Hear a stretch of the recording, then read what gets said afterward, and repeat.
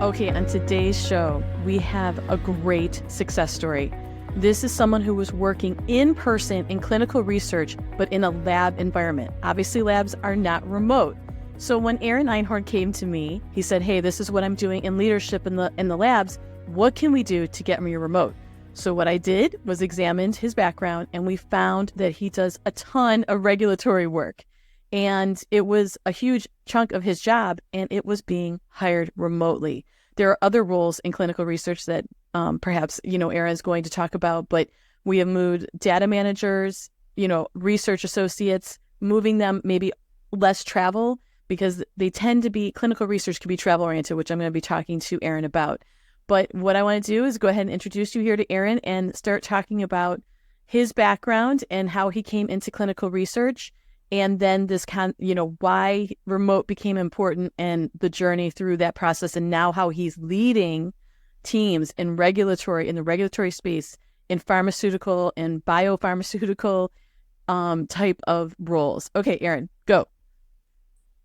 Hello. I'm Aaron. I'm new to this. A little bit about me. So I was a molecular biologist by training. I did my undergrad at University of Illinois at Urbana-Champaign, and I got a bachelor's of science in molecular and cellular biology. And then, after that, I worked and did a little bit of clinical research at the Loyola University Health Center at the Burn and Shock Trauma Institute. And there, it was an academic research lab doing, handling some clinical samples and whatnot. And from there, I kind of wanted to break into industry. So I decided more education is probably the best way to do it. So I went on to Northwestern and I got my master's of science in biotechnology, where I got a lot of exposure to a lot of different things. And I did some, from there, I worked at a biotech startup, small company that's was well known in the Chicago area, called Execure, doing some R&D for them, doing kind of everything from, early in vitro work, preclinical, clinical stuff. And then obviously, like you said, kind of helped me discover how some of my experiences were applicable to regulatory affairs. And I was there for 5 years. And then now I work at a company called Resolute Bio, outside of it, it's headquartered in San Francisco. I'm local to Chicago, so it's remote. And so I'm a senior regulatory affairs specialist there, kind of helping with some of the regulatory strategy and planning and whatnot. So how does this role work remotely? Especially compared, you were working, so much of science is in person, and when you're developing the drugs, obviously it's in person, but how are you feeling? Is this a natural fit for remote work? Yeah, I think so, actually, because a lot of what you're doing in a role in regulatory affairs, especially, is you kind of look at some of the big picture and taking components from, all different departments of the company. So a lot of what you're doing actually is communicating between departments, managing information and people to kind of gather resources so you can plan and make submissions and adhere to timelines and, communicate with the FDA to make sure that everything is, on schedule and whatnot, or, going to be moved down and hopefully approved one day. So, actually it's a lot of communication. And again, if you're in different departments, a lot of times people are all over the place. Sometimes you're with, CROs who aren't even a part of your company and whatnot. So remote actually works pretty well because a lot of it is basically communication, which you don't have to be in person necessarily to do. So how much of your time is spent on Zoom or Teams in that type of communication? I'd say a good amount. I haven't really quantified, especially I'm relatively new in the role. So kind of as I go on, it's going to be more and more percentage of my time in meetings. But I'd say probably half my day right now, is in meetings, making sure everything's on track and what needs to be done and what's needed for us to compile to get going. And then, we do a lot of the computer work to get everything ready and submit things and whatnot to the FDA. And let's talk about, some of the players, because clinical research has these really strong players. They have the pharmaceutical companies, they have the clinical research organizations. I know there's, can you talk about some of the stakeholders in there? Because this ends up being really important. When I move my clinical research people, they're really looking for specific types of things. Yeah, there's so much in play. Like you said, you have CROs contract research organizations. Some do the clinical work for you. There are some companies that work for you in the U.S., some that work abroad. You have manufacturing organizations that you work with, CMOs, which kind of similarly, there's a lot of people that you have to interact with a lot, and then also just interdepartmental within a company, kind of like I mentioned. But yeah, and there's even people that you have to interact with that deal with. We prepare submissions, but there are companies out there that you use to kind of almost help you actually prepare the actual document, if that makes sense. Like you get it together, they kind of compile it for you in a way that's like appropriate for the FDA. So there's even companies like that you deal with and whatnot, and then all the different kind of statisticians that you do for clinical studies and everything. And where does your current organization fall in that life cycle, if you will? So, well, we're kind of picking from everyone. You know what I mean? Like we're kind of gathering from everyone in that scenario. So, we are developing a drug itself, and then we have these contracted organizations that we have perform some of these functions for us and get stuff done. Because I know the CRO ends up being really important. It's an important player. I just see it all the time, either working for the pharmaceutical company or working for the CRO. It's kind of the big. Yeah. Why would that be, Aaron? Well, it's especially if you're a smaller company, if you will, you can't afford to do so, or you don't not necessarily afford because you have to pay for the CRO to do it, but you don't have the resources to do it. Whether it's paying people or just you can't set up a clinical site yourself all the time. A lot of this takes time and effort and and experience, which you can't always kind of put together on your own. And is that the CRO's role, is to set up the clinical site?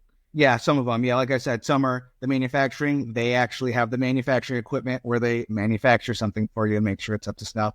The clinical trial, people who do the clinical trials, they kind of facilitate setting these things up and get everything organized for you on the clinical side and taking care of like the patient side of it, if that makes sense. We have our own team. We have our own team that will do kind of clinical from our company side.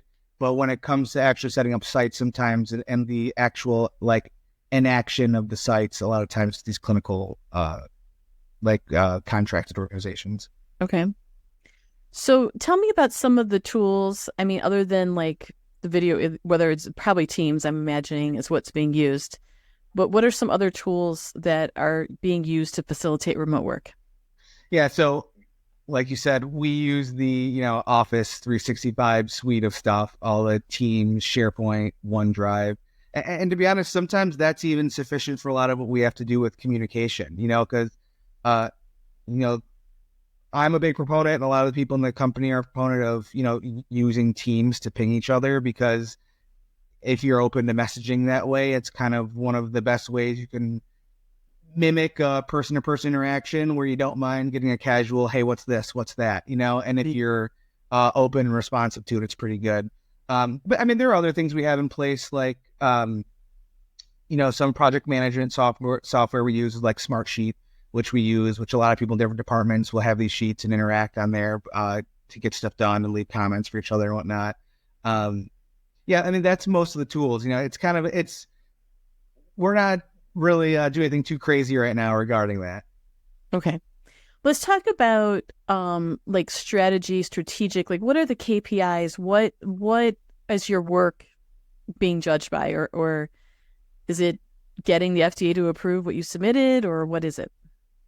Yeah, I think one of the KPIs is kind of just like adherence to a timeline, if that makes sense. All these things can stretch days, years. It's such a long, drawn out process that every time there might be a small bump in the road, it can kind of be significant down the line and kind of keep pushing things out. So it's kind of, it's a big scale thing, but it's also small scale. You have to make sure you get those wins on like each step of the way and try to get things done with, the timeline that's stated. So that's kind of, you can submit so many different kinds of strategic applications to the FDA to approve, which, you have to convince them or try your best that, you fit that bill, which you may or may not. So kind of, each time you do it, you want to make sure that you're doing it right and well so that you don't have to kind of revisit that, because it takes 60, 90 days to even review it. So if you do it wrong the first time, you got to send it again. That's you know what I mean? That's another 60, 90 days, and then it kind of is like that. So kind of making sure that you're doing things right and the timeline is kind of, being fit is like the best, in my opinion, KPI for some of these strategy type things. And that would hold up the project, right? I mean, Yeah, well, absolutely. Yeah. I mean, and like I said, it builds on itself, and it can snowball. Yeah. So and I think Smartsheets, is that like a Gantt chart?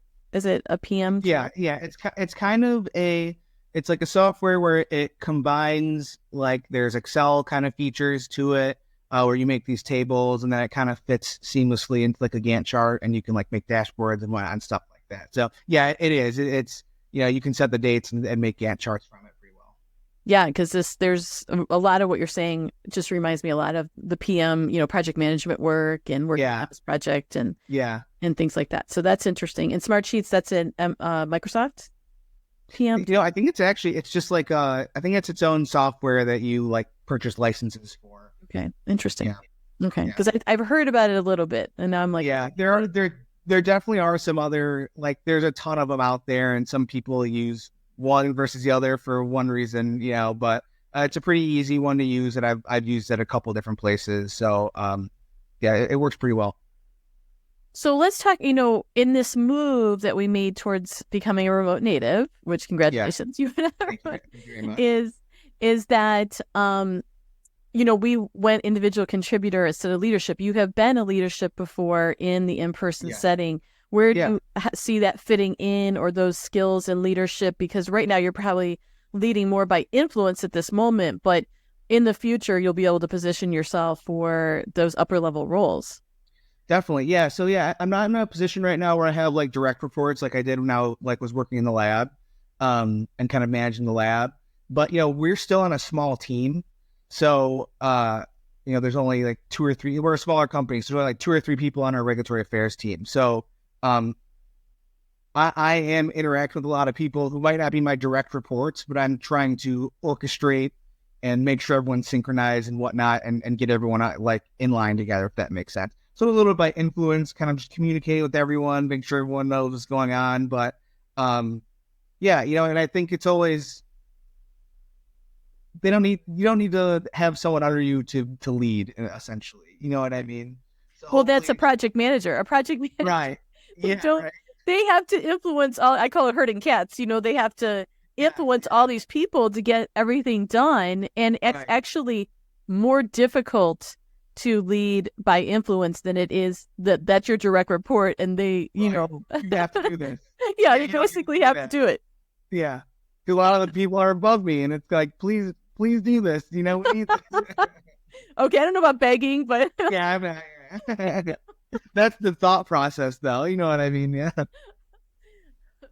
Okay, so I think what confuses me, like, I can't imagine you, like you said, you better get this right the first time, because if it takes 60 to 90 days for even the FDA to review it, and that would hold up the entire project, like, that's hard to fathom. And what I feel like you're also expressing is a lot of these trials are years long. Yeah. So can you talk about like a little bit of, what you're working on right now, and without revealing anything, private? Yeah.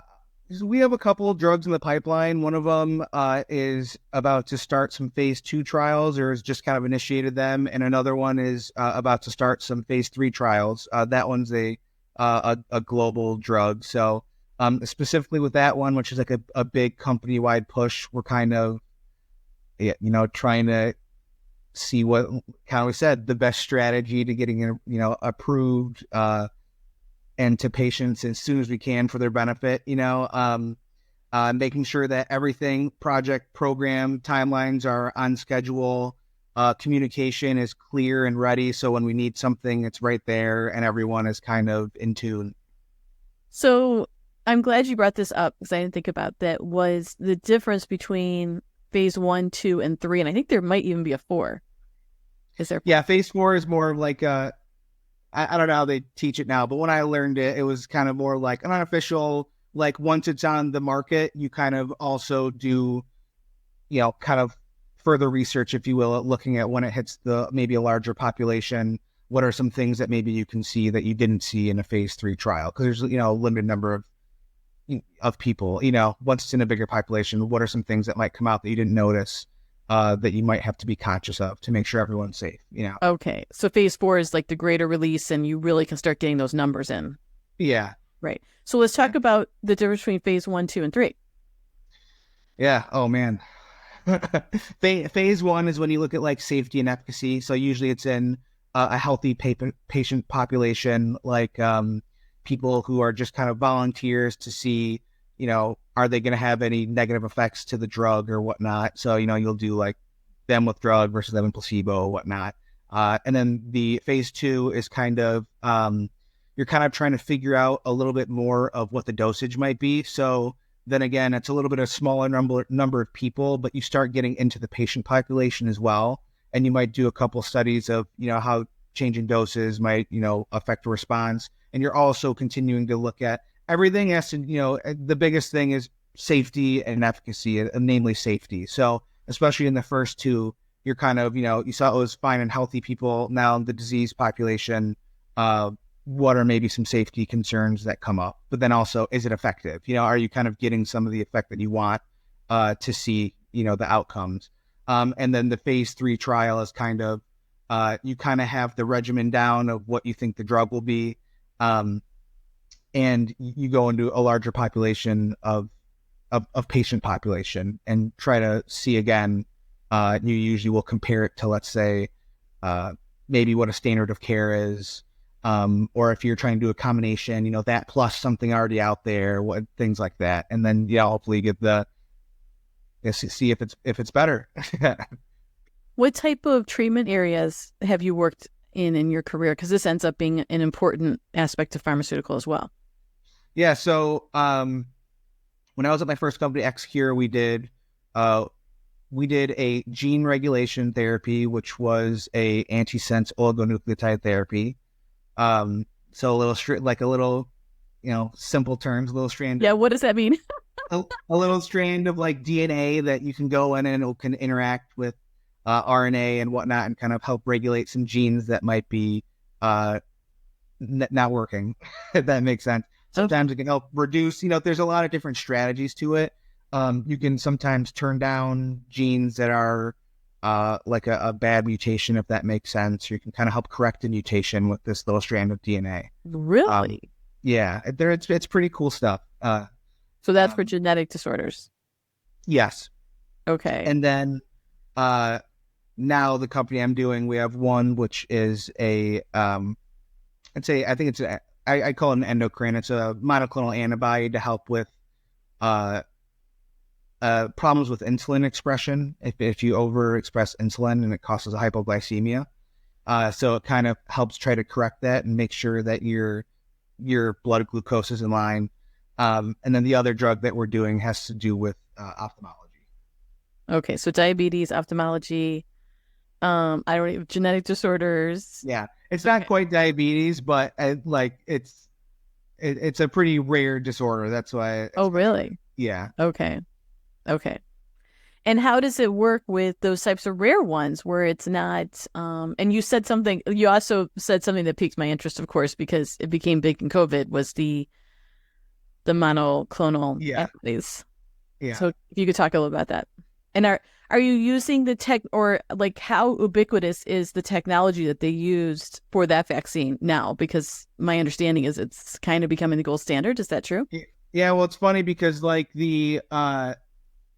like I said, the nucleotide therapies we would do was not very well known, and kind of even some of the language wasn't very well known at my previous company. And then once the vaccine, the mRNA vaccine came out, it kind of seemed like everyone was a little bit more well versed in some of the terminology and whatnot. But it is actually funny because it's the same concept essentially of like what you're delivering to people in that sense of, a strand of DNA on like a nanoparticle or like a lipid particle. And now that's what the vaccine was. Do you know what I mean? So it's actually kind of a good testament to how you can take some of the same things and the way they're packaged and designed, get different effects. I thought that was cool. Yeah. Yeah. So, okay. So let's talk about, also kind of this concept of, I mean, obviously you're very smart. Anybody listening is going to be like, wow, he's really smart. How do you feel about your scientific background now and also your lab work and how it's supporting the regulatory work that you're doing right now? I've always thought that it kind of was a great base layer for me. Now I know like some people get into regulatory and they don't have a scientific background necessarily like this. And it's not like one is better than the other. For me, this is how I got my start, and I always was interested in, biology, science, medicine and whatnot. So, but then kind of as I got more exposure to what's out there in the pharmaceutical industry, I just thought that regulatory was somewhere where I have a great understanding of the science, which for me, in my mind, I thought kind of helped me understand the process of clinical and whatnot. But that doesn't need to be the case. But for me, I felt that way. Yeah. But I also thought kind of, I have other skills, like interpersonal skills that I like to flex and I think I'm good at. So I found it kind of a good way to, still maintain within the scientific community in a, pharmaceutical company or biotech and still contribute, and be able to use those skills. I love that piece of this because, I mean, sometimes when you think of a scientist, you're not necessarily thinking about a role that requires so much interpersonal communication. So is that what you find as well, when sometimes you're working with people that are super heady and like that becomes a challenge, the interpersonal? Yeah, I mean, that definitely can be like that. Yeah. Sometimes people at R&D and the scientists are a specific personality, but you can find that anywhere. So I don't want to make a generalization or anything, but definitely sometimes people in the sciences can be like that. But you know how to speak their language, so I'm assuming that helps, grease the wheels a little bit here on whatever you need to get done or information you need, right? Absolutely, yeah, definitely. Because I think it's sometimes an unusual skill set to have the level of interpersonal communication that you have with the type of education and work that you did before, which was pretty quiet work, Yeah. starting out. Yeah, right? Like, yeah. Talking, right? Sometimes you just kind of head down in the lab for hours and don't see anyone all day. Yeah, so this is very different. And did you have any trouble moving from the more quiet mentality to the interpersonal part? No, because even though that was kind of how the work tends to be, I just kind of have always been a little more open or bigger personality, if you will, a little extroverted. So I'd kind of maybe be the outlier in the lab and trying to talk to everyone and whatnot. So, well, and that's how you ended up in leadership, right? Right. Yeah. Right. Yeah. I always say my dad was an engineer, and when they made him a manager or a leader, he was like, I just want to engineer. Like, so. Oh, yeah. That's the type of mentality that I grew up with too. I mean, as far as how my dad felt about things. And it's a big deal, like to have someone, and it's a big deal in expressing to, what this seems like this would be quiet. When I think of regulatory work, I'm not thinking about a bunch of interpersonal communication, but you're actually, like I'm saying, almost like a PMP, almost working like a project manager to get these deadlines in and get the submissions right. So it's a real crossover between those skills. Yeah, it's funny because I mean, a lot of it is. I mean, there is a lot of work that's by yourself, doing stuff on the computer, doing reading, and making sure you're doing everything right. But then a lot of it again is you have to come together with everyone to make sure you're in line and everything is according to plan. So there definitely, there's both sides of the coin to it. Yeah. So let's talk a little bit about your journey into the world of remote work. How did you feel about the process of putting yourself out there?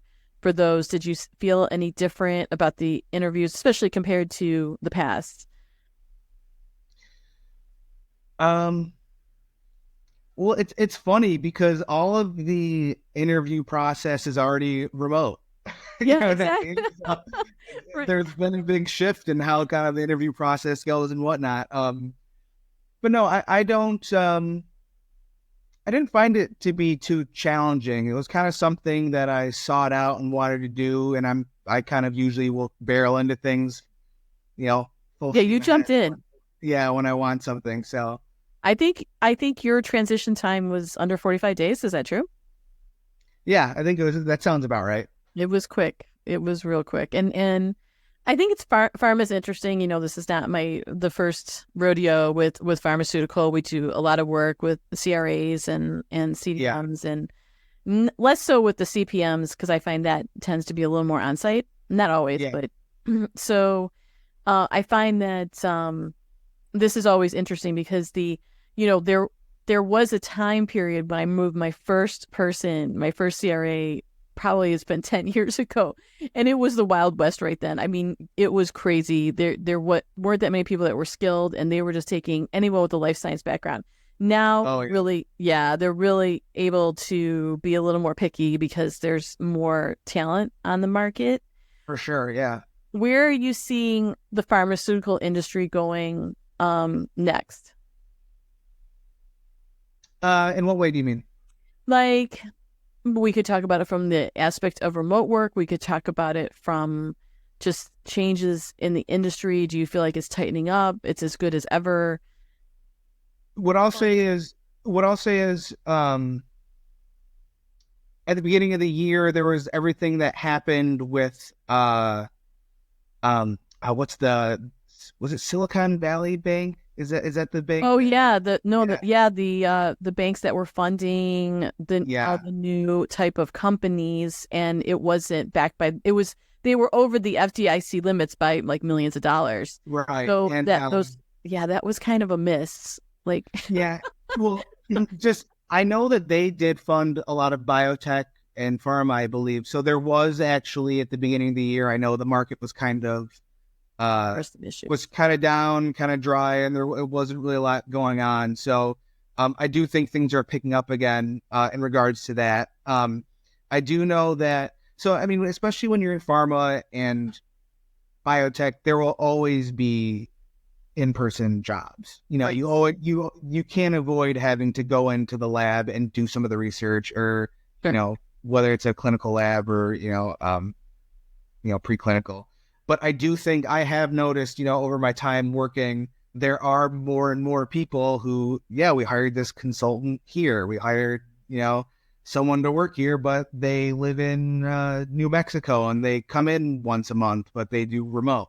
So I definitely do think that there are opportunities that are growing where companies are more open to hiring remote. At least that's my take from what I see. I'm not in HR, so I don't know, but I know at our company, a lot of what we do is remote. My team is, so we're headquartered in San Francisco. My regulatory affairs team I'm in Chicago. My supervisor's in Texas, and then someone else is in Boston. Wow. And then there are other people in New York that we work with. So there's it. I can definitely see how much more remote work is allowing people to go all over. Yeah, for sure. Yeah. That is totally across the board. What type of, continuing education or skill building are you doing, so that you can continue advancing? Yeah. So at least in regulatory affairs, there's a group called RAPS, the Regulatory Affairs Professional Society, which I have joined.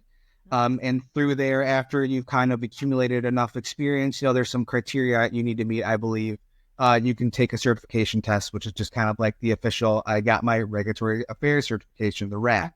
So that's something that I am kind of gathering materials for and getting ready to, eventually take and earn that certification.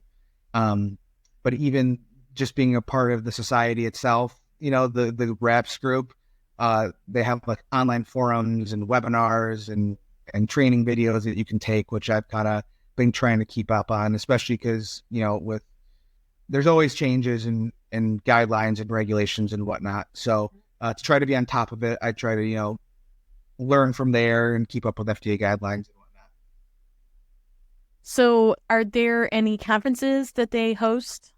Yes, actually, and that's another thing I'm doing. They have it's the RAPS Convergence, which they host once a year. So it's like a 3-day long conference. This year it's in Montreal, so I'll be going to Montreal for a couple of days to go attend that, and hopefully, learn some things there and hear some talks, and hopefully build my network out some more. Yeah, that's so critical. And one of the things that I've been talking to other guests about is how to stay vibrant when you're remote, from a networking perspective, from a career growth perspective, and thought leadership. Like, one of the things that I would have you do is see, okay, what are the talks on? And, look in a year or two of how you might be able to stand up there and do a breakout session or something along those lines. That would be great for you, because we do need to think about consistently what is the market looking for, and how can I build my thought leadership. So this is a really critical part of the conversations that I've been having, is in remote work, you can become really disconnected from the overall leadership and team. Right. Yeah. And the other concept also is asking for special projects, being able to have different touch points across the organization with other leaders so that you're on their radar.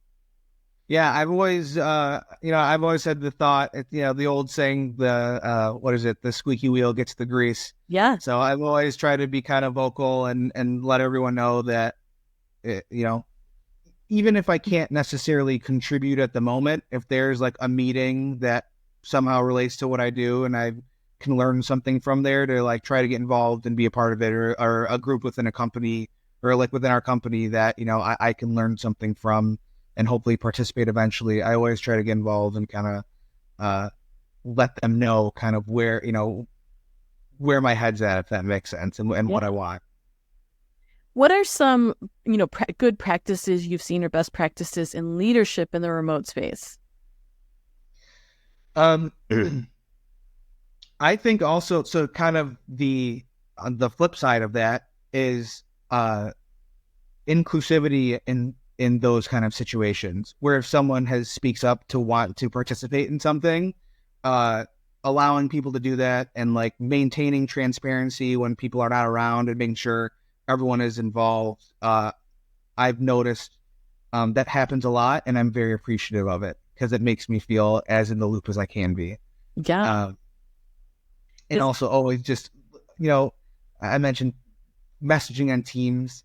You know what I mean? Making sure that everything doesn't have to be so buttoned up and formal kind of allows you to kind of, mock as much as you can maybe what in-person conversations might be like, even though, you may never get that full experience, but just accessibility, which I think is great.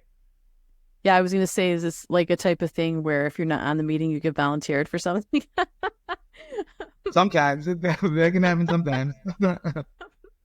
So, okay, let's talk about recommendations for listeners that you might have about building your remote career. And what was interesting on the one of the with the communications professional is we talked about how doing a traditional start in journalism, meaning television, newspaper, is still magazine, it's still really radio, it's important. And so what do you think, what would your recommendation be for someone who had a long-term goal of developing a remote career, or can they just cut to the chase, get a degree, get remote work?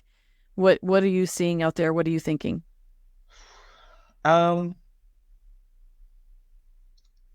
I think there are two things come to mind. One is, I think you should have a good understanding of the landscape of what you want to do, and maybe where the opportunities themselves lie. For me, I joined a company in not a remote job, and I kind of, through experience working there, learned, okay, what can I do within this industry that does allow for remote work? Right. And then on the other side of it is also, I do think that you should try to do something you're interested in that's remote. Because, people don't like going into work for doing something they don't like to do it. And I don't, Right. I don't think you'd like to do it at home either. So, I always think that should be like, seek out remote work if that's what you want to do. but you also have to make sure that you know what you're getting into and you're doing something you like, as always. You know, I'm not saying your work has to be your biggest passion in life, but something that you enjoy, you enjoy doing and you think you can get some satisfaction out of. Well, I think 'cause- that'll make the transition easy. I don't know if that makes sense. yeah. So I know that in pharmaceutical, they're usually always looking for a life science Yeah. bachelor degree, Yeah. Oh, yeah. and at least the bachelor degree, and then my expectation is most people probably wouldn't go direct remote in pharma. And then also I was going to ask you, what are you seeing on your travel? Is this a high travel job? No, I don't have a lot of travel. I have to go, I'll go into the headquarters maybe once or twice a year when it's, maybe there's not a company meeting that's important. Maybe if we have like an FDA meeting, which a lot of them now can be like teleconference, but there's potential for me to go to one of those out east. But in general, there's not a lot of travel, Okay, not a lot of on-site work that you don't have to visit clients or stakeholders or anything like that. No, not really. Okay, wow, so Yeah. you are really. I'm pretty well. This is another thing that I've been telling people is especially as we move up through the ranks, a lot of people want they want the highest level title and great pay and just to be sitting at home, and it's pretty rare. We usually see when we get into 100 grand and above type of leadership, and we're pushing up, especially when we're pushing over 150, that there's about 25% travel at least. Obviously this depends on the role, but even remote roles are going to require, and I just want, the users just to keep understand, or the listeners, I should say, to keep understanding that, remote native often includes quite a bit of travel, but not necessarily road warrior, 25.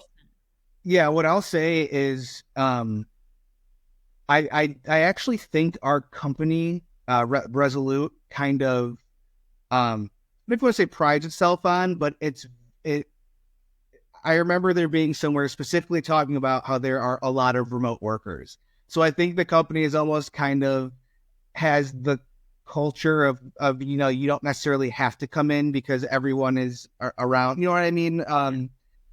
The best way to say is escape me, but it kind of understands that everyone might have to travel, so there isn't always everyone has to come in for something. Okay. That being said, though, I do think that you can never fully replace some of the in-person interactions that you have. So if opportunities arrive for you to go in, like I would still make that trip out there if they wanted everyone to come, for sure. which I'm doing, in the coming months. Okay, very good. Okay, is there anything else you want to share with our listeners about pharmaceutical regulatory work? Anything about growing their career or going remote, or we're good? I think what I'll say about going remote is I've loved it so far. I recommend doing it. You get a lot of, I think it's great for work-life balance, and you really you get a lot of time back that you wouldn't have. I know for me, I have I just had my first child. I have a son who's about 6.5 months old, and I've been remote for his whole the whole 6 months. So I've been able to be there for a lot of his development, and it doesn't have to be a kid. It could be, other things that you kind of get time back for. Right. But it made me realize, how much time I really do have now back to be able to be with them. Right. Because you're in Chicago, so that commute can be tough. Yeah, it can. It always, everyone talks about, it's 25 minutes away with no traffic, but there's never no traffic. So it was exactly an hour, right? Yeah. Right. It gets obviously depends on where you are compared to your work, but right. Yeah, I know Chicago can get kind of hairy, and obviously, we know New York, LA, Bay, Seattle, some of these bigger towns, the market is great potentially for the in-person work, but the commute, it's easy 10, 15 hours a week spent on that. So remote can really make a difference in buying time. And look at this for your baby. Congratulations. Thank you very much. Yeah, thank you. Thank you. I didn't know at the time. Yeah. All right. Well, Erin, I really appreciate you being here, and I'm so excited for your success in being a remote native, and then look how it is facilitating your personal work-life balance and being there for the baby. And that's the type of transition we are looking to support in long-term with your career growth as well. Yeah. Well, thank you so much, Karen. I mean, thanks for having me on. Thank you for, all the help you've given me in the past too. I really appreciate it. And, thank you very much. Thank you.